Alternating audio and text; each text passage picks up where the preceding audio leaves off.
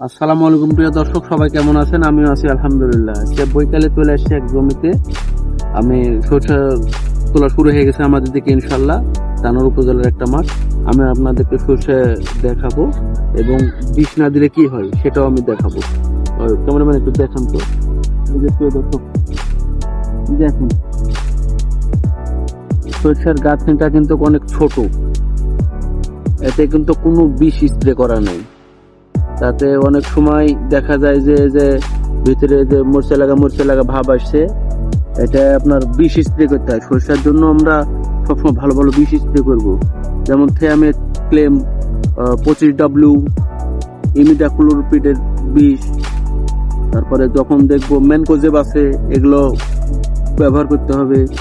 তারপরে আরেকটা আছে আপনার, যদি মোড়ক কিছু লাগে এরকম, তাহলে আপনার কার্বনডাজিমের গ্রুপের বীজ ব্যবহার করতে হবে। তাহলে আপনার সরষের দানাগুলো গাঁথনিটা বড় হবে।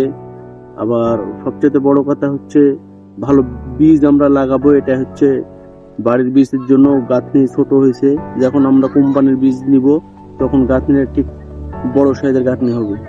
প্রিয় দর্শক, সবাই চেষ্টা করবেন কোম্পানির বীজ নেওয়ার।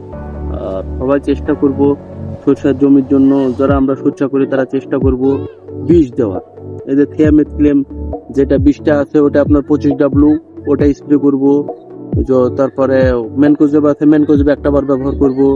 তারপরে যদি মড়ক লাগে কার্বনডাজিম গ্রুপের বিষ আমরা ব্যবহার করব। প্রিয় দর্শক, সবাই ভালো থাকেন, সুস্থ থাকেন। আসসালামু আলাইকুম।